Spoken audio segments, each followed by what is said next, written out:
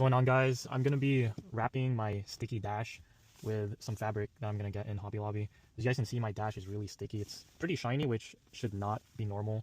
It should be like this right here.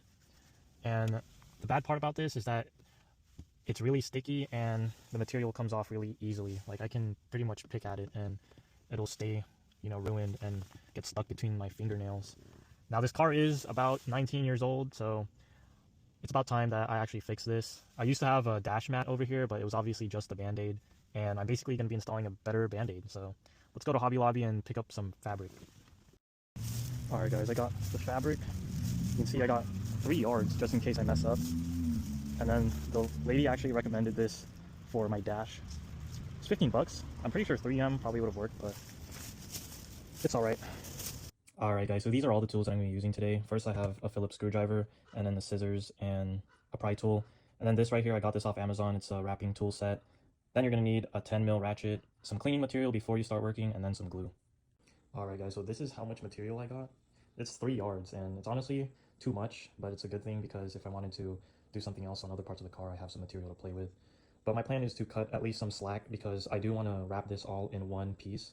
So I know I'm going to need about this much space for the glove box and stuff. So I'm going to cut this just the length, like right over here. Alright, so the first step is to get this out of the way, and to get this out of the way, we're going to have to remove this. So first we're going to remove the shifter. It just screws out easily, just like that. I bought this off of eBay, just in case anyone's wondering. Let's see. Make sure the adapter stays in there. Then we're going to have to remove these silver pieces over here. If I remember correctly, you just need to pry this out right here. Don't ask me why this is wet. I used too much alcohol on accident. So just pry this out on both sides. Yeah, just work your way all the way to the end. Oh, that's dirty. Take that part off. As you can see, there's some damage over here. I don't know what happened, but that's okay because I'm going to be using some of the leftover material to wrap this. Make the car look way better.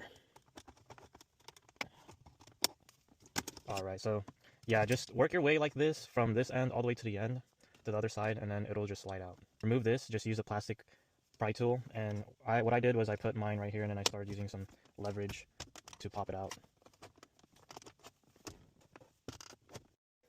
Alright guys, so once you get this off, I'm gonna move this out of the way.